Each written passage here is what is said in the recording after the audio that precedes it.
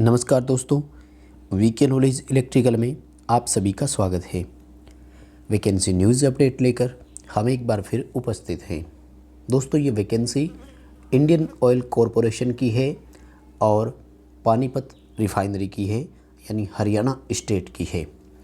दोस्तों, वीडियो की बड़ी बातें आपको पहले ही बताऊं मैं। इस वीडियो में हम बात करेंगे कि इस पोस्ट के लिए क्वालिफ़िकेशन क्या रहेगी, जॉब की लोकेशन क्या रहेगी, सिलेक्शन प्रोसेस क्या है, सिलेबस कैसा है, सैलरी कितनी मिलेगी। तो लास्ट तक वीडियो को ज़रूर देखना, सभी पॉइंट इसमें कवर होने वाले हैं। सबसे पहले तो आपको मैं रिक्वेस्ट करना चाहूँगा, यदि आपकी क्वालिफ़िकेशन बीएससी डिप्लोमा है तो आप इस वीडियो को देखें, अदरवाइज़ आप वीडियो को स्किप कर सकते हैं, क्योंकि इस पोस्ट के लिए जो क्वालिफ़िकेशन रखी गई है वो डिप्लोमा या बीएससी मांगा गया है। हालांकि आईटीआई के लिए भी है, फिटर ट्रेड से यदि आईटीआई होल्डर है तो उनके लिए भी है। बहुत कम सीटें हैं, मात्र 2 सीटें हैं। चलिए दोस्तों, पॉइंट टू पॉइंट स्टार्ट करते हैं। सबसे पहले बात करेंगे एप्लीकेशन के लिए। ऑनलाइन फॉर्म आपको अप्लाई करना है, जो कि 12 अक्टूबर से स्टार्ट हो चुका है। 7 नवंबर तक ये चलेगा, यानी 7/11/2020 शाम के 5 बजे तक आपको फॉर्म अप्लाई करना है। ऑनलाइन फॉर्म अप्लाई होगा। आप website, official website Indian oil की वेबसाइट से जाकर के अप्लाई कर सकते हैं। 2 ऑप्शन है, iocl.com पर भी, दूसरा IOC रिफाइनरी recruit.in, इस पर अप्लाई करके भी आप कर सकते हैं। ये आप स्क्रीन पर देख रहे हैं 2 वेबसाइट का नाम। रिटर्न एग्ज़ाम होगा दोस्तों, उसके भी पूरी सिलेबस के बारे में बात करेंगे। 29 नवंबर को रिटर्न एग्ज़ाम टेंटेटिव डेट भी इन्होंने दिया है, और वहीं इन्होंने दिसंबर में डेट भी दिया है रिजल्ट का भी। ठीक है, चलिए बात करते हैं। सबसे पहले सैलरी के लिए भी इन्होंने दिया है। सैलरी देखिए, आपको 25,000 रुपये से लेकर 1,05,000 रुपये तक का पे स्केल जो होता है वो मिलेगा। जूनियर इंजीनियर की ये पोस्ट है, एक तरह से हम यूँ कहेंगे इसको। जूनियर इंजीनियर शॉर्ट में JN या JE बोल सकते हो आप। 25,000 से लेकर 1,05,000 तक की सैलरी इसमें मिलेगी। देखिए, सीटों के बारे में मैं डिटेल से यदि बात करूं तो एक चीज़ तो आप ये ध्यान रखें कि ST कैटेगरी के लिए यहाँ पर कोई सीट नहीं है। ST के कैंडिडेट को एज ए अनरिजर्व कैंडिडेट ही ट्रीट किया जाएगा, ये ध्यान रखें। इसका इन्होंने कारण दिया है नीचे, ये रहा। There is no reservation for ST category in the state of Haryana. Haryana state में बताते हैं कि ST के लिए कोई रिजर्वेशन नहीं है। However, ST candidates shall be treated under unreserved category। Haryana state में ST का कोई रिजर्वेशन नहीं है, इसलिए ST कैंडिडेट को एज ए जनरल ही माना जाएगा। तो ये ध्यान रखें, यदि आप ST से बिलोंग करते हैं तो जनरल कैटेगरी में ही आपको फॉर्म अप्लाई करना है। एक तरह से आपको भी जनरल में ही फाइट करना होगा। चलिए बात करते हैं। सबसे पहले जूनियर इंजीनियरिंग 4th प्रोडक्शन वाला, जहाँ टोटल 49 सीट है, और कैटेगरी वाइज आप देखते हैं, जनरल की 22, EWS की 5, OBC के लिए 7, SC के लिए 6 और PWD के लिए कोई इसमें सीट रिजर्व नहीं है। ये हैंडीकैप्ड जो होते हैं ना, उनके लिए। OBC के लिए 13, EWS के लिए 5 और SC के लिए 9 सीट है यहाँ पर।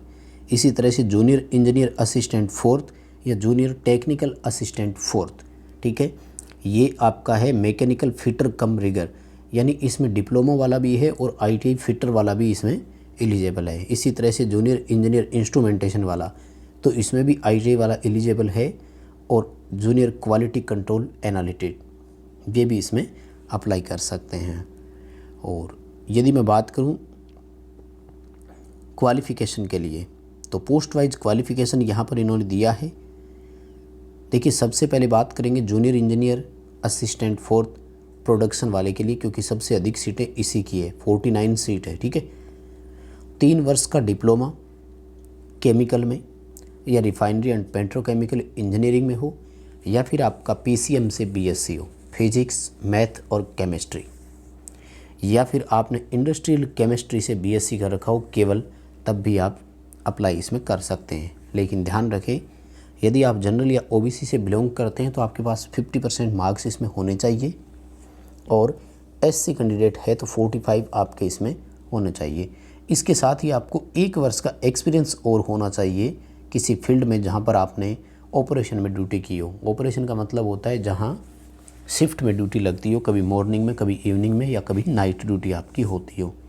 1 वर्ष का एक्सपीरियंस, ये तो कहीं से भी मिल जाता है, इसमें कोई दिक्कत नहीं होगी। मेन आपका क्वालिफ़िकेशन है, यदि आपके पास डिप्लोमा है तो आप एलिजिबल है। 1 वर्ष का एक्सपीरियंस आप कहीं से भी ले सकते हैं। यदि junior engineering assistant 4th fitter वाले की बात की जाए तो यहाँ पर आपको 3 वर्ष का डिप्लोमा मैकेनिकल इंजीनियरिंग में 50% मार्क्स के साथ, वही 1 वर्ष का अनुभव इसमें भी चाहिए। और दूसरा, यहाँ पर अगर आपके पास फिटर से ITI है तो matric with ITI in fitter trade वो भी अप्लाई कर सकते हैं। फिटर से ITI कर सकते हैं अप्लाई, वो भी कर सकते हैं। 1 वर्ष का अनुभव आपको भी देना होगा। Junior engineering assistant 4th instrumentation वाले की अगर बात की जाए तो 3 ईयर डिप्लोमा इंस्ट्रूमेंटेशन में या इलेक्ट्रॉनिक्स में, या फिर इंस्ट्रूमेंटेशन एंड कंट्रोल वाला, यानी इंस्ट्रूमेंटेशन अकेला, या फिर इंस्ट्रूमेंटेशन एंड इलेक्ट्रॉनिक्स हो, या फिर इंस्ट्रूमेंटेशन एंड कंट्रोल, यानी I&C बोलते हैं इसको, C&I भी बोलते हैं, कंट्रोल एंड इंस्ट्रूमेंटेशन होता है, तो आप अप्लाई कर सकते हैं। 1 वर्ष का एक्सपीरियंस आपका भी यहाँ पर होना चाहिए। अगर जूनियर क्वालिटी कंट्रोल एनालिटिक्स की बात की जाए तो BSc मांगा गया है PCM में, फिजिक्स केमिस्ट्री में, सॉरी PCM नहीं है, फिजिक्स केमिस्ट्री है, हाँ मैथ भी इसमें दिया गया है, 50% मार्क्स के साथ है। 1 वर्ष का एक्सपीरियंस आपको यहाँ भी चाहिए, ध्यान रखें इस बात का भी। और यदि किसी ने ITI करने के बाद डिप्लोमा किया है तो कोई दिक्कत नहीं है, वो भी यहाँ पर एलिजिबल है, ये ध्यान रखें। यदि बड़ी बात मैं करूँ आपके सामने यहाँ पर तो वो है क्रूशियल डेट की, जिसका आप लोगों को पूरा ध्यान रखना है। और देखिए ये है इसकी इम्पोर्टेंट क्रूशियल डेट जिनके बारे में आपको याद रखना है।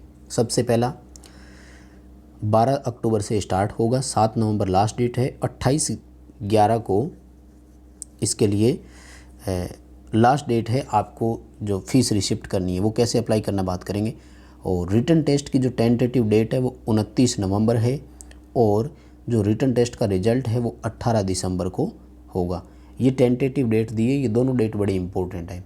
29/11 को पेपर, 28/12 को आपका रिजल्ट आपके सामने होगा। बात कर लेते हैं सिलेक्शन प्रोसेस की, तो सिलेक्शन जो है वो रिटन एग्ज़ाम बेस होगा। उसके बाद में आपको स्किल टेस्ट भी बोल सकते हो आप इसे, या एफिशिएंसी टेस्ट भी इसको बोलते हैं, वो फॉलो करना पड़ेगा। वहीं सिलेक्शन की यदि बात की जाए तो सिलेक्शन के लिए एक रिटन टेस्ट होगा, और उसके बाद में स्किल टेस्ट या प्रोफिशिएंसी टेस्ट या फिजिकल टेस्ट अपन बोल सकते हैं, वो भी होगा। ये फिजिकल टेस्ट आपका क्वालिफाई नेचर होगा, यानी केवल क्वालिफाई करना है, पास करना है। और यदि बात की जाए रिटन एग्ज़ाम की तो कम से कम 40% मार्क्स आपके रिटन एग्ज़ाम में आएंगे तो ही आपको फर्दर बुलाया जाएगा, और 2 गुने कैंडिडेट जो है वो शॉर्ट लिस्ट किए जाएंगे स्किल टेस्ट के लिए। ऑनलाइन आप वेबसाइट पर जाकर भी अप्लाई कर सकते हैं, और इसके लिए जनरल OBC के लिए 150 रुपये की फ़ीस रखी गई है, बाकी सभी फ़ीस से मुक्त रखे गए हैं और किसी से कोई फ़ीस नहीं ली जाएगी। ध्यान रखें ये 150 रुपये की फ़ीस नॉन रिफंडेबल होगी।